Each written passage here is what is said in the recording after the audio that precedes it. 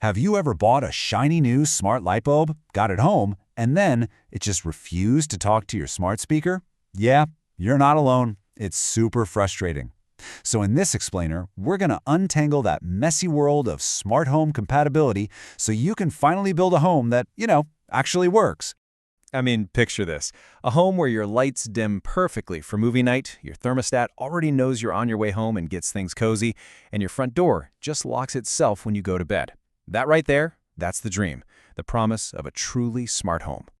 But then, reality hits, right? If you've ever wasted an entire afternoon trying to force a new gadget to connect with everything else, well, you've fallen right into the compatibility trap.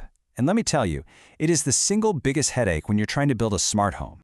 So that's exactly what we're going to do today. We're breaking down smart home compatibility piece by piece so you can build a system that just works. Okay, let's dive in. All right, the first thing, and honestly, this is the most important decision you're going to make, is choosing your smart home's boss. We call it an ecosystem. Getting this one thing right from the start, is going to save you so much frustration and, frankly, a lot of wasted money. So, what's an ecosystem? Think of it like the team captain or the central brain for your entire setup. It's the main app and the voice assistant you'll use to control literally everything. Whether you say, "Hey Google," "Alexa," or "Hey Siri," you're talking to your ecosystem. And picking one before you start buying a bunch of devices, that's the secret to avoiding that sad drawer full of gadgets that just refuse to talk to each other. What's really cool is that each of these ecosystems kind of has its own personality. It's like if you want the absolute most options for devices, Amazon's Alexa is your go-to. It is just so flexible. But if you're already deep in the Google world, then Google Home is a no-brainer. Its assistant is crazy smart and the routines are super powerful. And then there's Apple. If privacy is your number one thing, Apple's HomeKit is the undisputed champion. It does most of its thinking right there on your device, not in the cloud, which is a big deal for some people. Okay, so you've picked your boss. Awesome. Now, all your devices need a way to talk to each other and to that boss. They need a shared language, and that's what we call a protocol.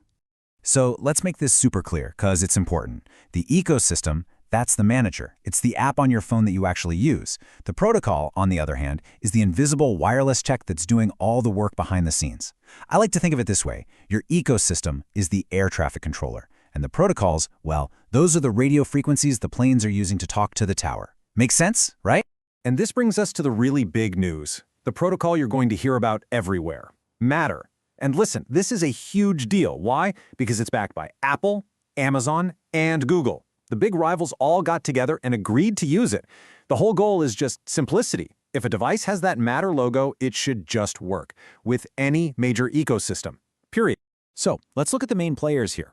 First thing to get, Matter itself isn't a radio signal. It's a standard that runs on top of other tech, like Wi-Fi or this other thing called Thread. Thread is really cool. It's a modern, low-power mesh network that's super fast and responsive. You get that instant-on feel with your light bulbs. Then you've got the old guards, Zigbee and Z-Wave, which are still super popular. Zigbee has this huge world of affordable devices. And Z-Wave is awesome because it uses a totally different frequency, so it doesn't get into a fight with your Wi-Fi, and it's amazing at punching signals through walls. Now you might be thinking, why not just use Wi-Fi for everything? And yeah, a lot of devices do, but it's not always the best choice. For one, it's a total power hog, which is just awful for little battery-powered sensors. Plus, if your Wi-Fi network gets too crowded with smart plugs and bulbs, it can actually start to interfere with and slow down your Zigbee devices since they're all trying to shout over each other on the same airwaves. Okay, so now that you've got the basics down, let's talk about the common mistakes. We're going to cover the 3 big pitfalls a lot of beginners fall into so you can avoid them and build your smart home with confidence. Yeah, these are the simple little things that can cause the biggest headaches. But the good news is, they're really easy to avoid once you know what to look for. Okay, mistake number 1. Don't just throw every single smart device onto your Wi-Fi network. You're just asking for a digital traffic jam. And number 2, and please listen to this one, it's a biggie. If you're buying Z-Wave devices, especially online from another country, you have to check the region. A Z-Wave device made for the US uses a completely different radio frequency than one made for Europe. It won't just not work, it could actually be illegal to use. And finally, mistake number 3, don't assume that Matter is this perfect magic fix for everything. At least, not yet. Look, it is a massive step in the right direction, but it's still new. We're still seeing some devices that have hiccups during pairing, or do weird things like show up as on in your Google Home app, but off in Apple Home. The tech is still growing up, so a little bit of patience is definitely a good idea. Okay, so with all that in mind, how do you actually get it right? Well, here is your simple, step-by-step game plan. Seriously, just follow these 3 steps and you'll be set up for success. Step 1. Commit to an ecosystem. Pick your team, Alexa, Google, or Apple. That's your foundation.